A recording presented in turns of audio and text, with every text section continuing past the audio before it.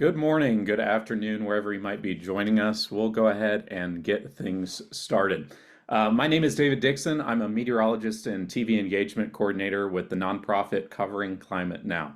For those of you that might be new to Covering Climate Now, we are a global collaboration of more than 500 newsrooms across 60 countries. We're organized by journalists for journalists to help us all do a better coverage of climate change and its local impacts. Head to our website, coveringclimatenow.org, to learn more and sign up for our newsletters, as well as our newsroom trainings, other webinars like this one, all of which are free of charge.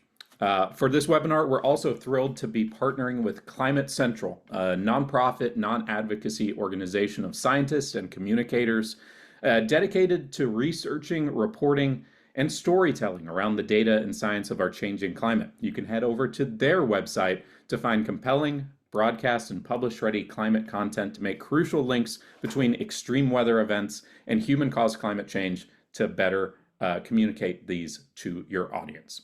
Now, speaking of extreme weather events, it is impossible to ignore the sheer intensity of some of the storms that this year's Atlantic hurricane season produced, the most notable of which was Melissa, which slammed into Jamaica with winds up to 185 miles per hour and leaving a path of destruction across the Caribbean that has left at least 60 dead and caused billions in damage.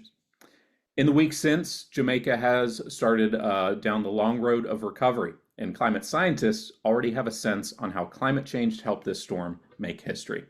We've got a lot to talk about, not only with Melissa, but the season as a whole. So let's go ahead and jump right in. And just really quick, as an FYI, this webinar is being recorded with the video and a recap being made for all of you and your colleagues that couldn't make it, available on our website, coveringclimatenow.org. We also have time and space for questions, and we encourage you to ask questions using that Q&A function at the bottom of your screen. We do ask that you include your name and the name of your news outlet. We'll read them out for the panelists to answer. And while this webinar is open to everyone, just know that we are taking and prioritizing questions from working journalists and meteorologists in newsrooms only. I am so grateful to be joined by some of my colleagues who are going to help us better understand how climate change influenced this year's hurricane season and also highlight how to better cover these future storms as climate journalists. First off, we have Bernadette Woods Plackey. She is the Chief Meteorologist and Vice President for Engagement at the nonprofit Climate Central. She directs Climate Central's Climate Matters program, where she leads a team that creates weekly data and other reporting resources for media professionals on the links between climate change and weather. We also have Jeff Baradelli, the Chief Meteorologist and Climate Specialist at WFLA in Tampa. With over 2 decades of experience forecasting Florida's extreme weather, he understands firsthand the changes to tropical systems driven by our warming atmosphere and has become one of the leading climate communicators in the state. And finally, we have Carlos Berrios Polanco, a freelance journalist from Puerto Rico. He mostly focuses on reporting about climate and security. He is a collaborator with the Puerto Rico-based solutions journalism network 9 Millions and the deputy director for the Latino newsletter, which focuses on Latinx issues.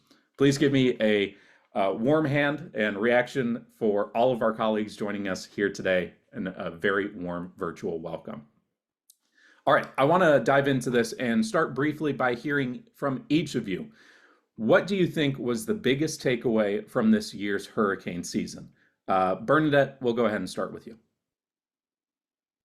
Sure, and I apologize right now. I have a little bit of a cold, so I've got my tea with me.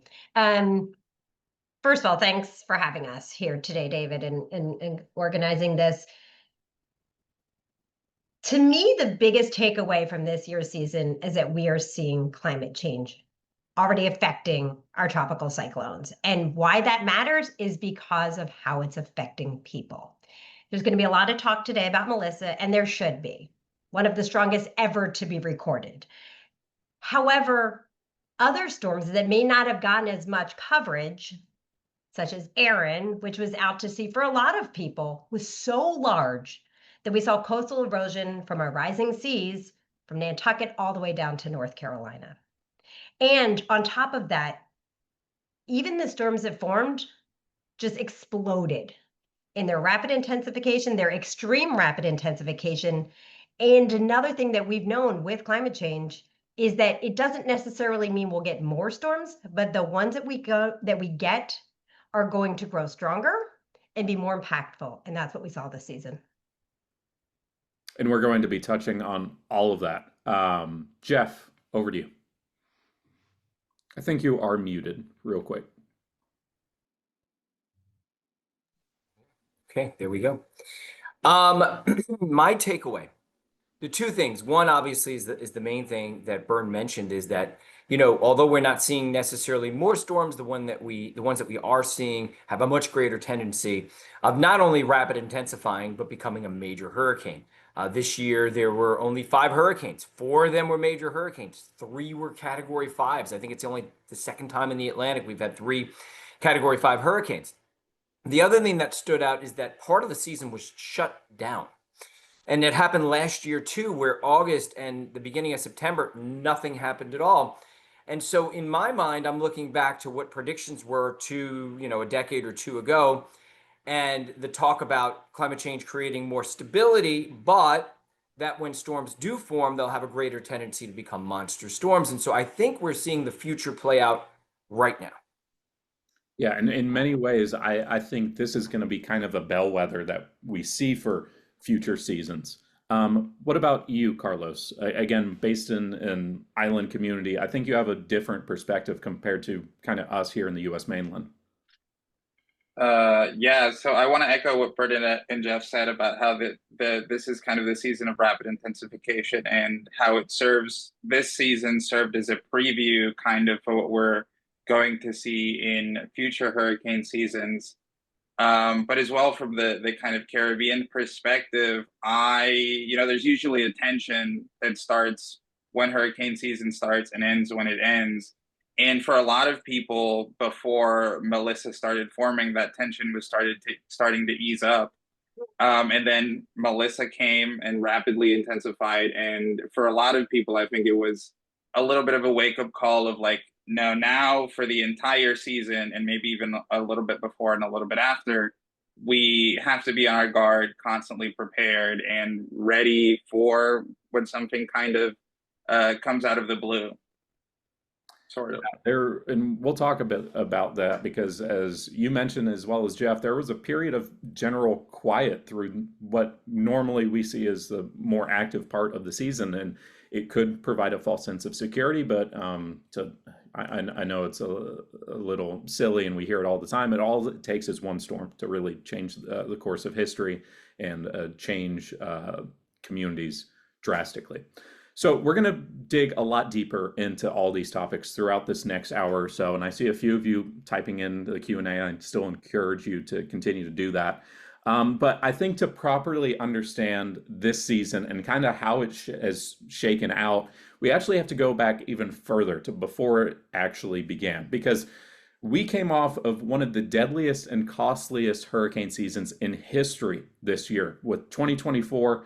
Again, all eyes were on the Atlantic well before the season even started. Beryl, Helene, Milton, these all were still very fresh on the minds of those impacted most by these devastating storms, and definitely on the minds of all the meteorologists looking at the Atlantic, which has fueled questions like, well, just how bad will it be this year? Now, our first hint came in mid-May when, as always at this time of year, we saw the first of several outlooks released by universities, along with NOAA's official outlook, which predicted an above normal Atlantic hurricane season with, I'm just going to throw numbers at you for a second here, 13 to 19 named storms, and of those, 3 to 5 major hurricanes.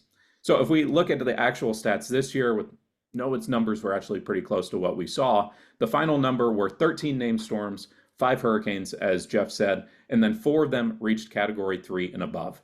Now, I want to touch on this because every year, and you'll see this again next year once we get into May and the month before the hurricane season officially starts, we see these outlooks start to make headlines and a lot of people start talking about it. Jeff, I want to pass it over to you. How important or not is this outlook, and is there a common misconception with these preseason predictions that people need to understand when recapping this season over the next month or so? I think it used to be that these outlooks were almost useless, but I think that they become useful because I think their accuracy is improving. But oftentimes it doesn't really tell you that much about where the storms are going to make landfall. So I'll go back even further and talk about our sub-seasonal forecasting and our seasonal forecasting. Our computer models are getting much better. Back before the 2024 season, the models were very robust, aggressive, and bold in showing that it was going to be active across the Caribbean into the Gulf. And they were right on spot. I mean, they nailed it. And there were a lot of other things that, the Atlantic was record hot on fire. So there are a lot of signs in 2024, not only about that there would be a lot of storms or strong storms, but the track that they would take through the Caribbean. And it was right.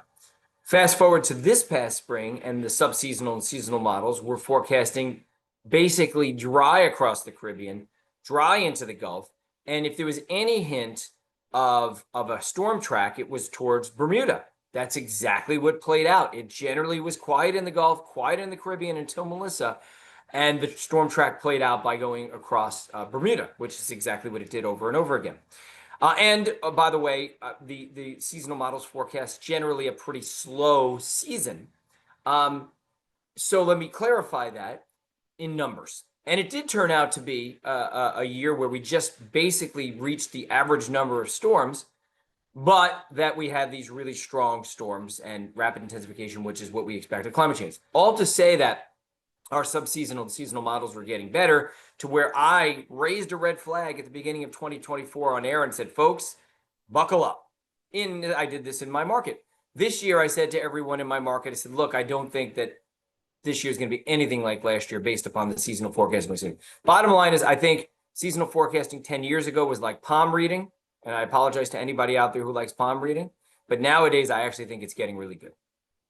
And I encourage you all, if you haven't done so already, and we'll be sure to post it in the chat, my colleague Shell from Climate Central is handling the chat. Follow Jeff on his social media platforms and follow up because he is a great source of information, expert really when talking about these hurricanes. And again, preseason, during the season, and also making that climate connection. Well, I do find interesting, and I just want to throw this out there, but it's not unexpected. Back to NOAA's official outlook that this year, there was no mention at all in the text about climate change, instead highlighting some of what we've talked about, higher heat content in oceans, which will provide more energy to fuel storm development.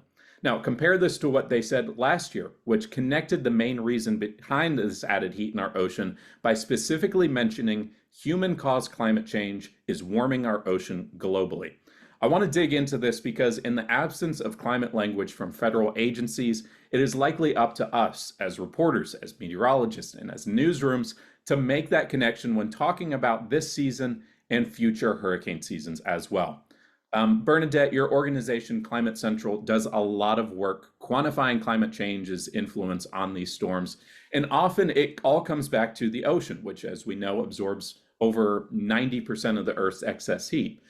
So the question I have for you is, why is there such a focus on water when it comes to talking about tropical systems? And what can climate science tell us about our current trends in the Atlantic, as well as throughout other ocean basins like we're seeing in the Pacific right now? So there's a lot to unpack from that. So I'll take a couple of pieces at a time, David, and remind me or prompt me if I miss parts of it. First, the reason there's so much conversation with oceans when it comes to tropical cyclones, and I'm using that term broadly because around the world, they have different names, as we know. The hurricanes in the Atlantic, we get to typhoon status. So more broadly, they're called tropical cyclones. So if I'm saying it, that's why. That is how they form. They are water-based storms, and they get their fuel from warm water. It's why we get them during the summer months and not during the winter months, when you need temperature at a certain level to even give the support for the structure. And I won't get too geeky here, but the structure that really supports the storm from being a thunderstorm to growing, and we say ventilating, to a level that it can spin and just keep gaining speed, gaining momentum, gaining strength. All of that comes from the warm water. That is a tropical cyclone. It's interesting, we could go a little deeper on this too if we wanted to get geeky. When Sandy made landfall in the United States, there was some confusion around that because what we call tropical cyclone to extratropical cyclone gets down to the physics at the center of the storm, and it transitioned from warm to cold. And that's why there was some confusion. So we talk about warm water because that is the source for all tropical cyclones. Now, you've referenced that over 90% of our excess heat that is trapped in our Earth system because of greenhouse gases, carbon pollution, that really put that thick blanket around the atmosphere, over 90% are going into the oceans. And our world is a water world. Over 70% of it is made of water. And sometimes if we're living interior, we forget that. So water plays a big role in our weather patterns in general. And when you add so much extra heat to that water, it's gonna do a lot of things. Now let's connect that back to tropical cyclones. What we're seeing, and this is what we referenced earlier, was rapid intensification or extreme rapid intensification. And the real definition of that is 35 miles per hour increase in strength over a 24-hour period. We are now pushing these levels of extreme rapid intensification, which is a term, which is 58 miles per hour in that 24-hour segment. And that all comes from the amount of heat. Most of it, I shouldn't say all of it. I know we do have some scientists on here, but the vast majority of that strength is coming from all of that heat that's in the ocean. You add more, it gets more explosive to these levels that just didn't happen so frequently in the past. And then we can also get into attribution science, but I feel like I'm kind of droning on here, so you can redirect me if need be. So attribution science is to bring everyone along. I know many of you know what that is, but those who don't, it's where we can now quantify the role of climate change within individual weather events or daily temperatures. And at Climate Central, we have a couple of tools to help you understand that. We have the Climate Shift Index, which looks at air temperatures. We have Climate Shift Index Ocean, which looks at ocean temperatures. And now we've even built that into Climate Shift Index Tropical Cyclones, which does a combination with the water temperatures and the strength of the storm. And all of these are tools to help us understand through peer-reviewed science how much climate change is affecting these individual events.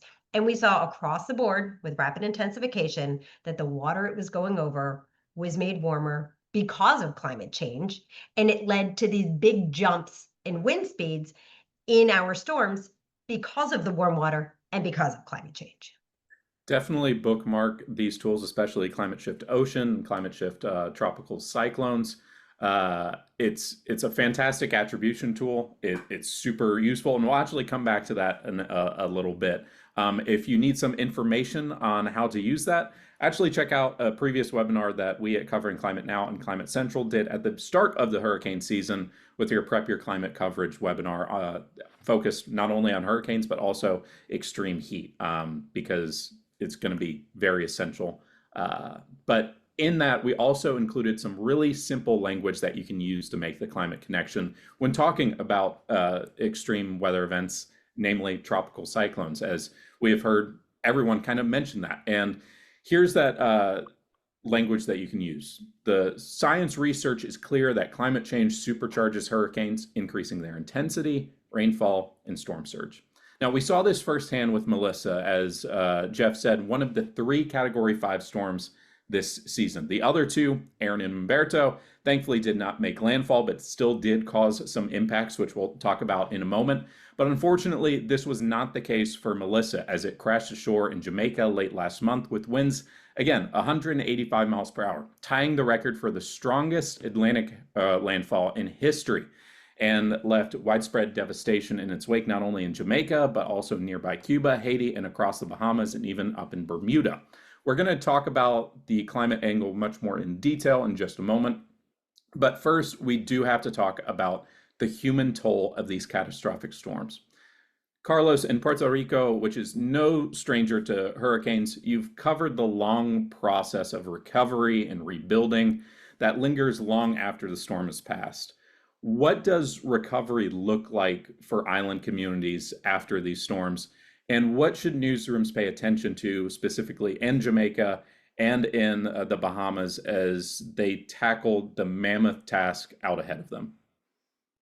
Well, the sad truth for island communities is that recovery and adaptation will likely take years, maybe even decades, depending on the impacts they receive from different natural disasters. For example, here in Puerto Rico, we experienced Hurricane Maria in 2017, and we're still dealing with the aftermaths alongside the compounding effects of other disasters that have happened. So one of the things that newsrooms should definitely keep in mind is if there is any sort of, right, governments will usually try to attack short-term fixes and short-term ways that they can help the populace, but try to investigate or see if there is any sort of long-term vision for how they can adapt and recover over a period of years having to deal with different disasters. And if they're working on ways in which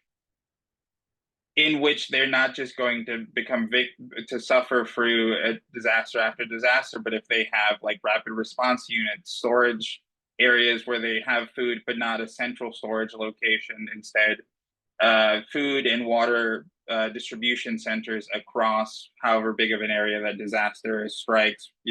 One of the things here is that we had some food and water during Hurricane Maria in 2017 and Hurricane Fiona in 2022, but that food and water was just not getting to the people in the locations that were affected by this disaster.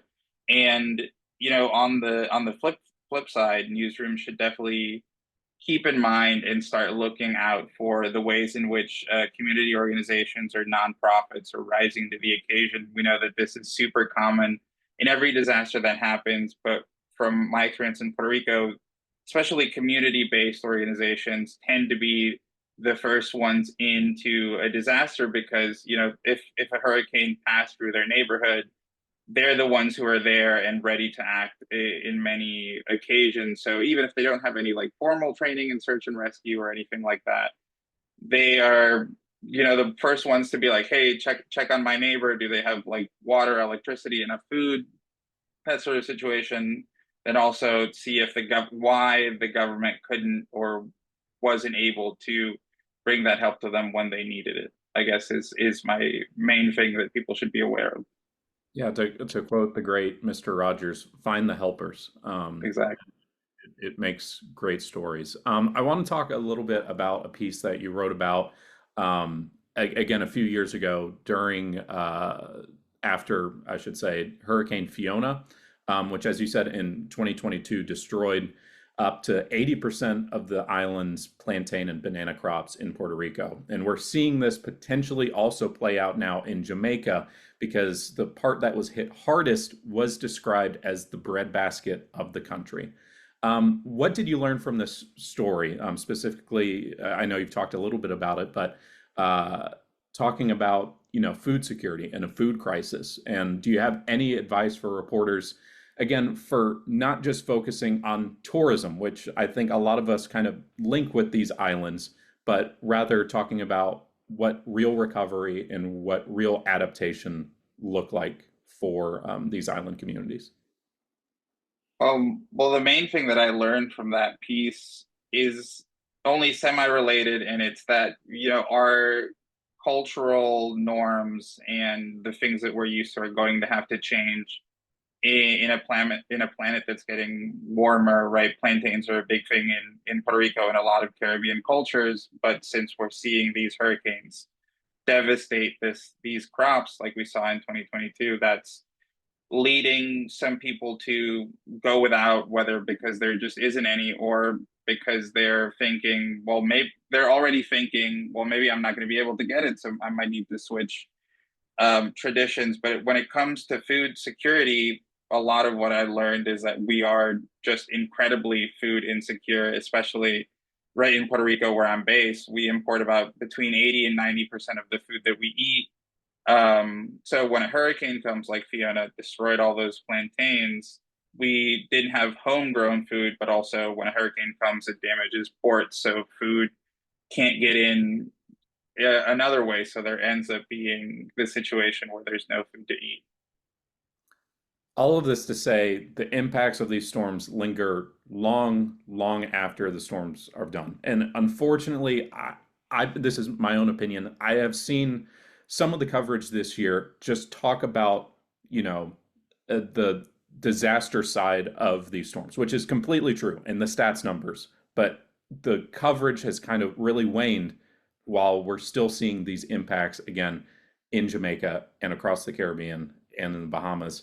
That I personally think it's just because it's not in the US, it's not here. And so we got to pay attention, especially and check in on these communities because. David, one thing I'd like to add to your reflection of coverage post it is, and it's not either or, it's and. From what I understand, and Carlos, if you have more to offer, please jump in. There was such devastation that we still can't even see a lot of it. People can't get to a lot of it.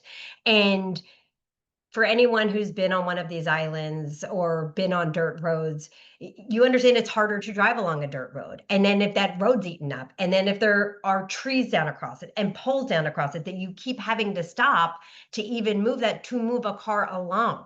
So to get supplies to places, to assess the situation has been so extra challenging. And to the point of ports and helicopters and airports, and infrastructure was hit everywhere, and there are only so many helicopters to go around, and they're small. So to be able to use those to get to places and back and bring supplies and even assess what's going on that's another reason that we just don't even know the extent of some of this damage, from at least what I've understood, but maybe I'm just missing something too. Oh, no, absolutely. That's completely true, right? Anytime that there's a storm, a powerful storm, some communities, especially up in the mountains or areas that are more rural, become completely uncommunicable, like through, sometimes even like telephones or text doesn't work. So the only way to get to speak with those people is to actually go there, but then the roads are blocked, which only is what I'm talking about, the compounding effects of these storm damages. Maybe that road was already to begin with not an easy road to navigate because of a previous storm, which has happened to me. But then you go in right after a storm hits and it's impossible. So these people are kind of left to their own devices if there's nobody that can reach them, because like you said, there's only a limited amount of helicopters. The best way to get to these places are through land, and that's incredibly hard. I just want to quickly jump in on the impacts of these storms. You're going to dial back to 2020 when Eta and Iota hit very late in the season. They were both Cat 4 storms. They hit almost exactly the same place. Nicaragua and Honduras got hit so hard that about 600,000 people were displaced, and the vast majority of the agriculture that was grown there was wiped out. Most of these people are working in agriculture. Oh, and they also rely on that agriculture for sustenance to be able to eat. And so I sent a crew down there, and we did a story with a couple of families, and two men we interviewed. One of them broke down in tears because he knew that his only chance of feeding his family was to try to migrate to the United States. He didn't want to. He realized he was risking his life just trying to do it, but he was willing to do it because he realized there was no future for him anymore because the hurricanes had wiped out his future and his home in Nicaragua. I think he personally lived in Honduras, and he was getting on one of those caravans to come to the United States. So I don't want to open up a can of worms here, but the migration issue is huge when you destroy people's homes and livelihoods. And that's why so much of what we say here at Covering Climate Now is climate change is not just a weather story. Climate change provides a lens that we can look at and see how it influences so much else, because it is a threat multiplier, not just intensifying hurricanes, but how is it impacting infrastructure? How is it impacting food security? And to Jeff's point, how is it impacting migration patterns in these areas? So it's all a human issue, but it's also a justice issue.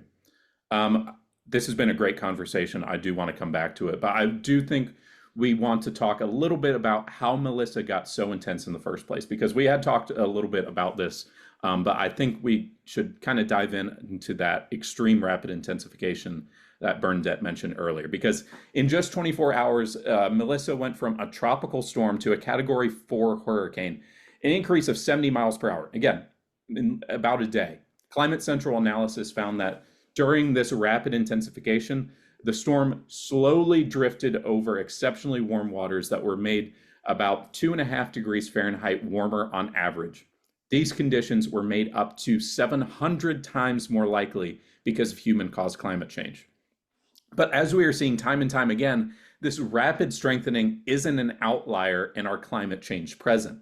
This season, Aaron went from a Category 1 storm to a Category 5 storm in one day. And the other Category 5 storm that we saw this year, Umberto, also saw similar rapid intensification. So I want to go back to you, Bernadette, and I also want to feel free for Jeff and Carlos to chime in as well. What does this, I would say, season of rapid intensification tell us for future hurricane seasons? I don't know if it's this for next. I think it's part of the bigger picture that we're seeing of how more storms are intensifying rapidly. And so why does this matter, right?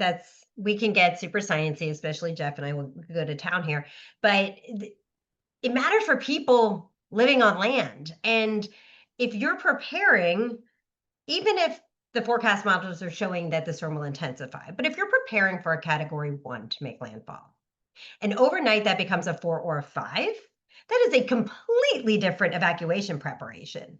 And anyone who lives in one of these areas knows what that means. But for those who don't, there are so many layers to evacuations. There's who leaves when, there's what closes down when, there's what shelters open when, there's what hospitals are designated, what within the different shelter zones can have pets, don't have. I mean, there's so many layers to evacuations, and it takes time to implement those. And it takes time for people to get out of their house, get in a car, and go somewhere. That is not an easy thing to do. If you're not in the area, it's easy to think, oh, evacuate.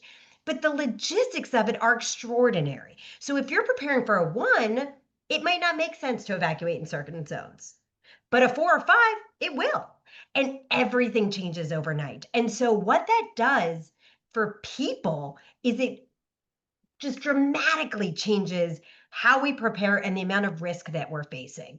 And so we are seeing in our computer models, they are picking up on these rapid intensifications, but it's going above in certain levels. And I think collectively in the meteorological community, when we saw that wind go to 185, and we saw also at the same time, the central pressure of the storm drop below 900 millibars. Now that's important because the two are connected. As pressure drops, wind goes up. And when you see that pressure drop below a 900, the wind go to 185 and it's about to make landfall and it's still strengthening. You just know from past what that's going to look like on the ground. And even the best evacuations and preparation, 185 is pushing anything that we've prepared for. Yeah, I know my time in Charleston. I'm curious, Jeff, what the numbers are for you. To evacuate an area of that size takes around 36 to 48 hours. What does it look like for Tampa? Yeah, it's somewhat similar. And Bernadette's right. If a storm's gonna rapidly intensify and you don't expect it, everything changes when you wake up in the morning. It's totally different from when you went to sleep the night before. And trying to evacuate, especially a place like Tampa where there are a million bridges and bays and intercoastal waterways, and it's very difficult to get that many people out of Dodge. And we have a lot of waterfront property. One thing I want to mention, I pinned one tweet to my Twitter account so you can see it. I did 2 different analyses of rapid intensification and also of Cat 4 and Cat 5 storms. And I'll just say, in terms of rapid intensification, I looked at the period between 1980 and 2002, 1980, 2002, so a 23-year period. And then I looked at the period 2003 through 2025, so this year. So 2 23-year periods, one from the 1980s and 90s and one from the last 2 decades, and found that extreme rapid intensification happened 3 times in the first period, only 3 times. This is a 60 mile an hour or more increase in 24 hours. But in the last 20 years or 23 years, it's happened 18 times. So there's a 6 times increase since the period of the 80s and 90s to now in extreme rapid intensification. Now, some of that could be due to natural cycles like what we call the AMO, although I'm always skeptical of the AMO. I think it's more due to pollution and aerosol changes. But some of it is obviously due to the warming waters, which, by the way, is also caused by the reduction in aerosols as well, and greenhouse warming. Bottom line is something has changed, right? 6 times increase in rapid intensification. It's not just, it is not just,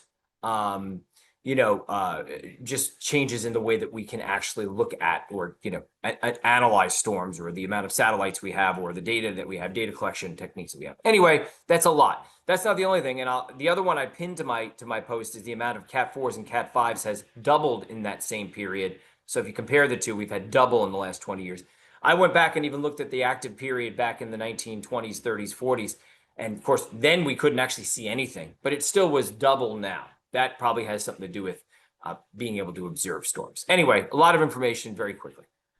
One piece to add to that, for people who like these kind of data points, because a lot of us do, Phil Klotzbach is another person to follow. He's a hurricane researcher and one of the leads in the forecast that you see out of Colorado State University. And so he is someone very active on social media also, and will constantly share these kinds of statistics with you. And one other context piece there to what Jeff was saying is we couldn't see these storms. Sometimes people forget that pre-1980-ish, there's now, depending on which data set you use when it comes to hurricanes, it's a different sort of period of record of start that is the trustworthy one. But before we had satellites, we still had knowledge of hurricanes, especially the big ones, whether it's from ships moving around or if they made landfall, but we didn't have a complete record. That's why it's more so from the 1980s, but between 1980s and now, we're getting enough data that you can pull out the longer term warming trend impacts of climate change from these cycles that can operate on orders of decades that Jeff was talking about. So we're starting to see this climate change signal emerge even more so from the satellite data. I just want to quickly flag a colleague of ours, Jim Gandy, longtime meteorologist out at Columbia, where he says that South Carolina Emergency Management Division now estimates to evacuate Charleston takes up to 80 hours due to increased population. And we're seeing that because people want to be on the coast. A lot of people are moving in. So again, this all goes into like, how do we communicate these impacts? How do we change like evacuation orders, and how all of this will need to change? And we'll get back to that because I think it's a great comment and great question. But I want to kind of open, a can of worms here. We've seen a lot of discussion about this over the past couple of weeks, even over the past 2 years, even going back to the 2024 season, because we have to discuss it. It's a long heated topic amongst meteorologists. And that is a Category 6 needed? I know that we have a few folks joining us from all across the globe. So just really quick, in the Atlantic, meteorologists classify a tropical system's intensity through the wind-driven Saffir-Simpson scale, which measures the amount of damage expected, capping off at catastrophic maximum sustained winds of 157 miles per hour. Just a note, 5 tropical cyclones that have formed since 2013, that was Maria, Irma, Dorian, Milton, and Melissa, would have likely been deemed a Category 6 if such a classification existed. And I know we have a lot of meteorologists on the panel right now, but I want to kick it off first by hearing from you, Carlos, as the climate reporter in the room. What do you think about the use or this ongoing argument, again, all of us meteorologists, about a Category 6? I understand why people suggest it, but I don't think it's super useful, particularly as like someone as a news person, because once it reaches Category 4 or 5, it's already pretty clear that it's going to be extremely bad, right? So adding an extra bad to that isn't going to tell people a lot of what's going to happen. And we were talking about this before it started, but there's no inclusion of water in that Cat 1 through 5 scale as well, which we've seen is impacting more in certain locations. So for Puerto Rico, Hurricane Fiona, Category 1, dumped more water in certain places than Hurricane Maria, category 4 or 5, depending on when you measure it, right? So adding this an extra number isn't going to do much to tell people how dangerous it is. It's just shorthand, and our kind of great big challenge as news people is explaining to people the impacts beyond just saying Cat 5 really bad.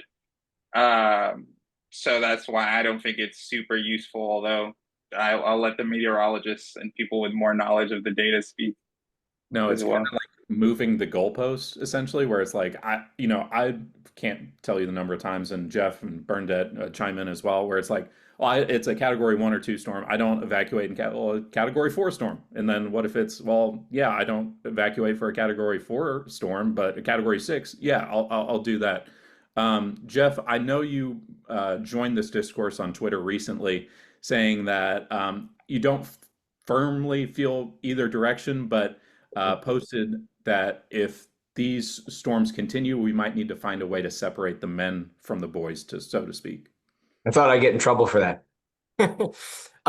So Bern, I want you, Bern, I'm calling on you, and I'll tell you why, because I can see you're giddy about this question. You're very excited about it. You have the enthusiasm to answer it, and she's going to answer it better than me. But I will chime in after Bern. But Bern, I'm tossing it to catch this if you can, because you look at her, you see her face, she's very excited about this. So let's let Bern talk about it.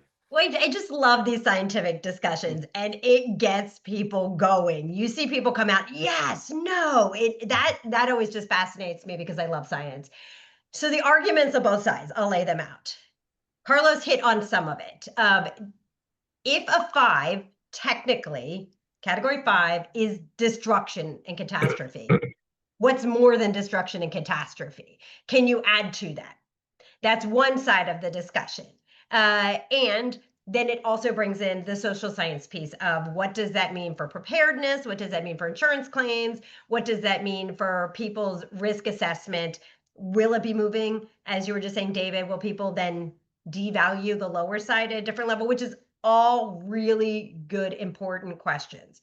On the other side, too, I lean in on where Carlos is going with this. I believe we need to rethink a scale, but it's not just about wind. It has to include water. The vast majority of storms' deadly impact is around water. Now, when you're talking 185 miles per hour, that is a whole different level. And right now we're discussing a 5, a 6, whatever that might be. Which is that, but some of the lower level wind is more survivable if you're safe, but often the water becomes the issue, whether it's coming up as a storm surge or whether it's coming down from the sky from more intense heavy rainfall, which is another connection with climate change. All pieces of that are getting worse with climate change. Winds are increasing more intensely and more rapidly. Storm surge is getting higher and going farther inland, and we're getting more heavy rainfall with these storms. And the Saffir-Simpson scale is purely wind.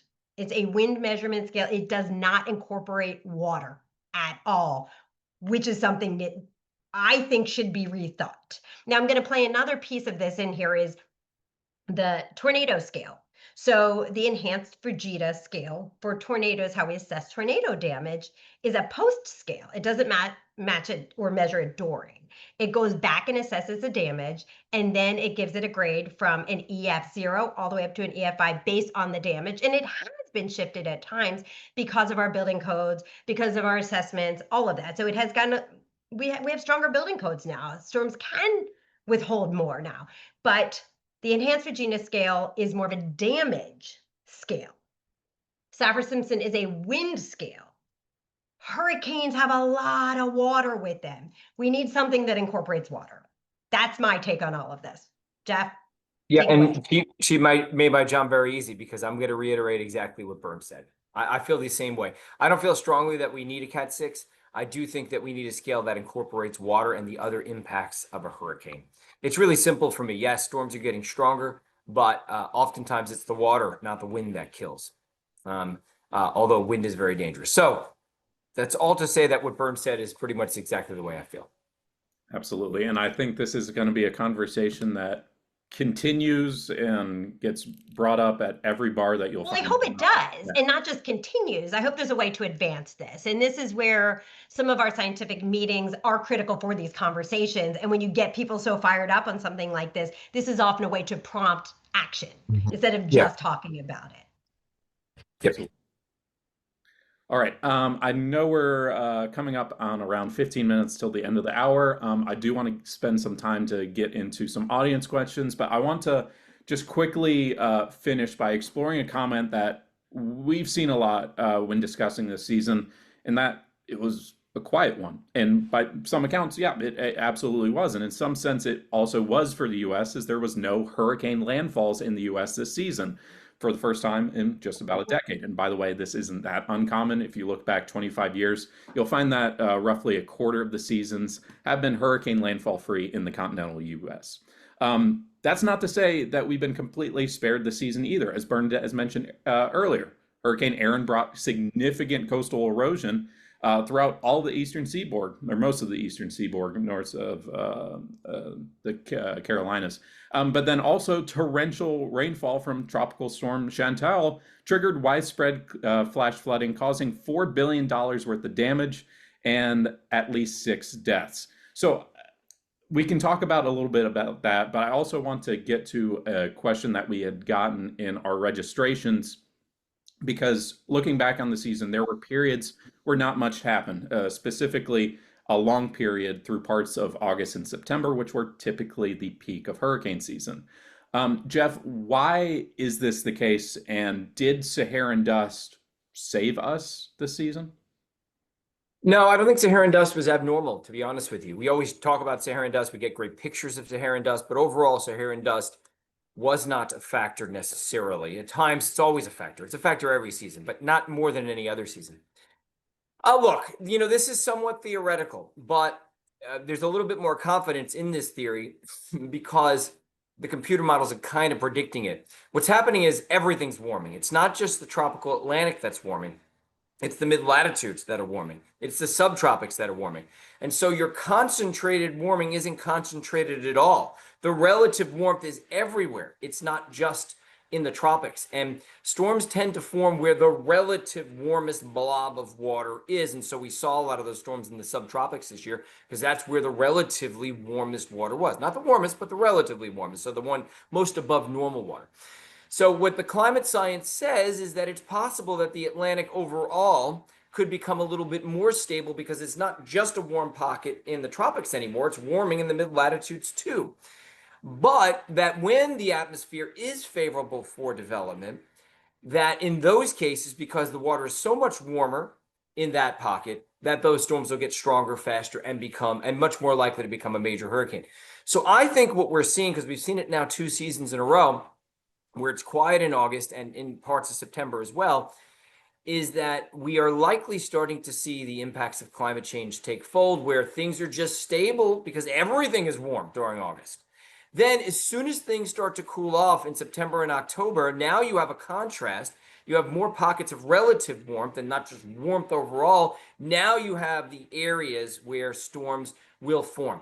And it's a concern for me, I would say, David, because and everybody else is watching, because I'm on the west coast of Florida. So if we keep backloading seasons rather than having August where storms will hit the east coast of Florida, now we're getting storms that form at the end of September and October. Now these storms are coming back across the Gulf or from the Caribbean into the west coast of Florida. So for me, as a meteorologist on the west coast of Florida, I am concerned about backloaded seasons, which are stable in August and the beginning of September, and then all of a sudden light up later September and October. This is a theory.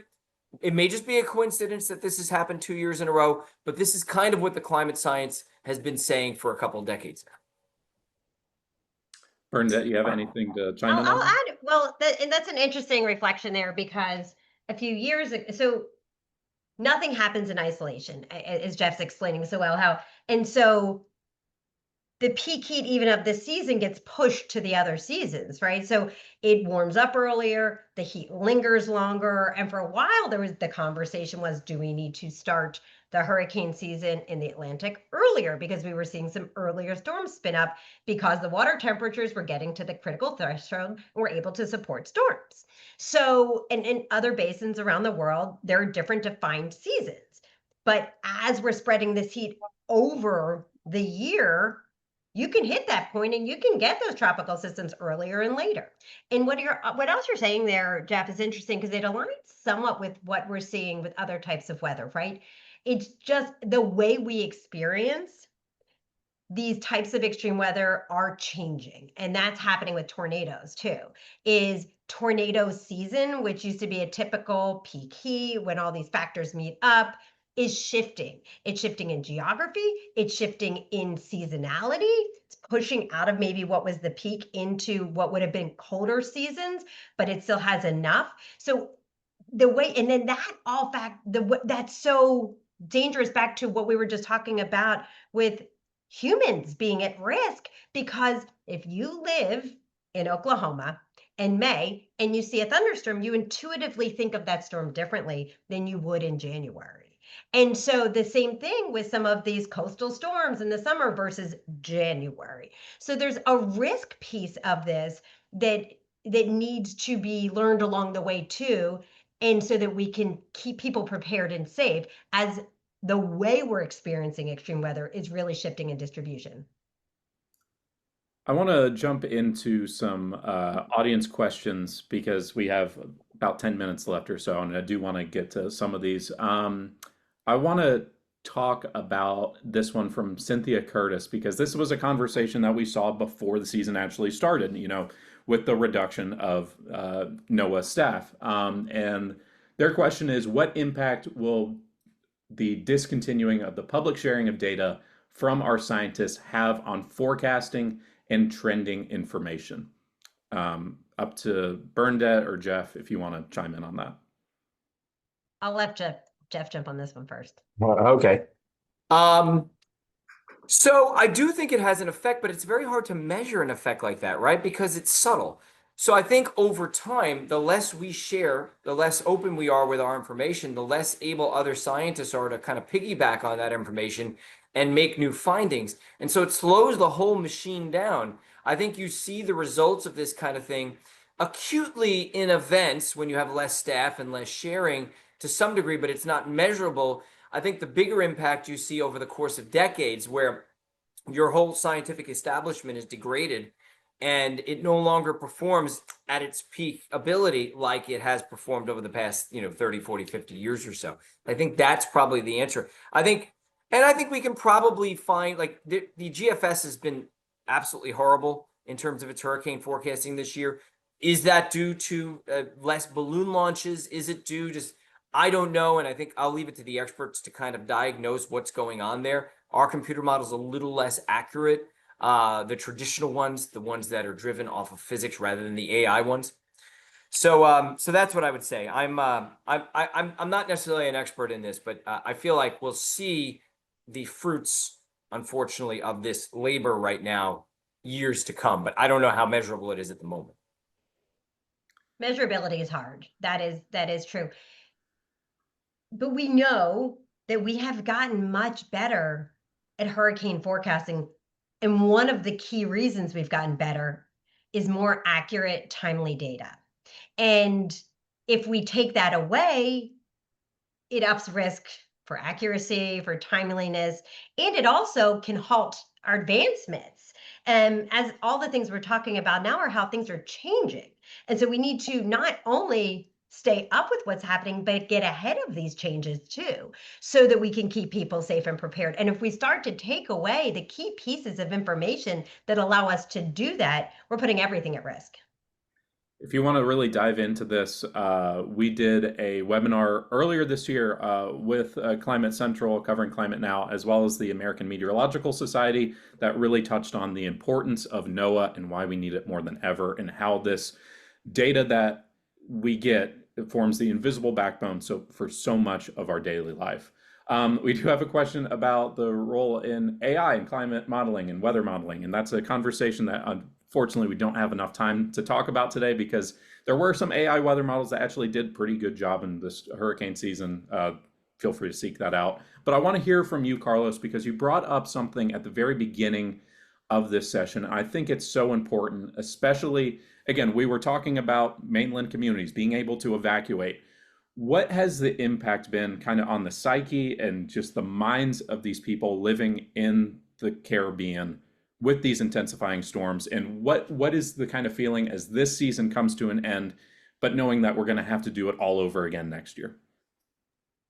Oh man, that's a really tough thing to answer. Well, I think generally things aren't great. But the thing about people is that they can pretty much go for anything and get used to it. So it's a situation of yes, this hurricane season was bad, or yes, we experienced this terrible disaster, and we're really worried about it happening again in the future. But we're living, or there's, how do I explain this?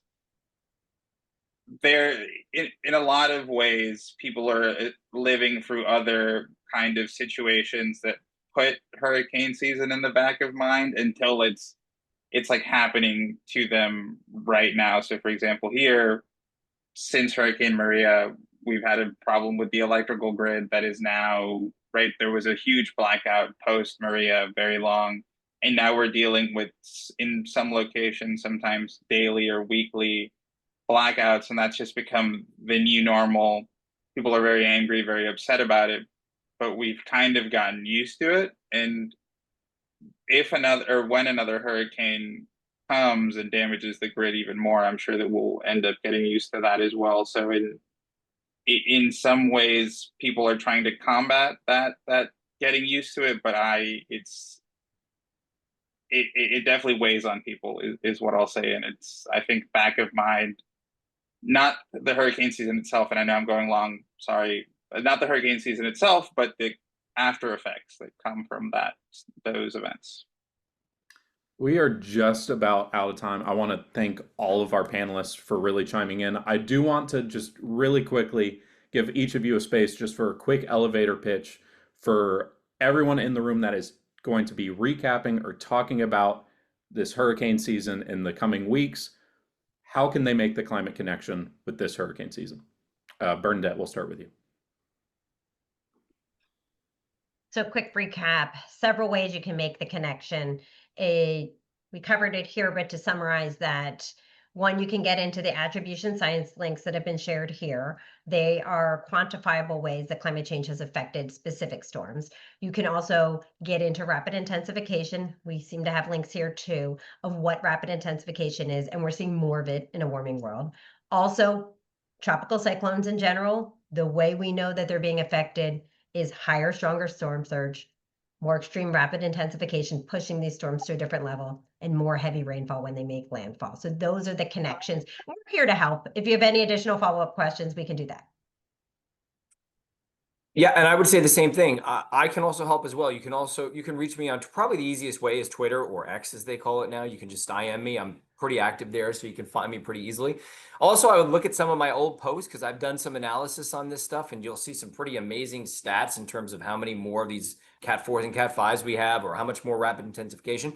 Also, one thing I've seen Jeff Masters write about at Yale, and you might want to look it up, is how much more damage we see just by increasing the wind of a storm by 10 to 20 miles an hour. It's something like double the amount of damage by increasing the storm's winds by 10 or 20 miles an hour, which seems ludicrous, but it is in fact the case, because it's not just damage from the wind, it's damage from the water, it's damage from all the other things that get worse when the storm gets stronger. So I would encourage you to look up Dr. Masters' article about how much more damage is caused by just an incremental increase in wind. So I would say it's not just, interesting scientifically to diagnose why climate change is making hurricanes more impactful, but just how much more impactful is just an extra 10 or 20 miles an hour, because that's what we're seeing in terms of the extra strength from hurricanes. Last year, Climate Central did an analysis on all the hurricanes. of 2024 and found that all of them were made about a category stronger than they otherwise would have been. Well, that means they're almost double the amount, that they would cause about double the amount of damage if they made landfall at that higher category. And finally, Carlos. I would add focus on not just the immediate aftermath, but the midterm aftermath and the long-term aftermath, and how effects compound on each other after each hurricane season. And to Bernadette's point, and I think we'll leave it on that, don't forget about Jamaica. Don't forget about the human aspect. We're still seeing this play out where I am in the Carolinas. Helene still remains to be a problem. And for these areas that are impacted by these intense storms, again, influenced by climate change, these stories don't end just as the season ends. So with that, I want to thank all of you, for our wonderful panelists, for joining us today. It's been incredibly insightful. I urge you all not only to connect with them on their social media platforms, but also to sign up for our newsletters at Covering Climate Now and Climate Central so you can stay informed. And by the way, I hope that you'll join us with Covering Climate Now and Climate Central for our next webinar together, which is going to be the final Prep Your Climate coverage session of the year, focusing on the impacts climate change is having on winter weather. It's going to provide more resources like we've discussed today, get very practical, and really help you in your climate reporting. So until then, thank you all once again, and stay in touch.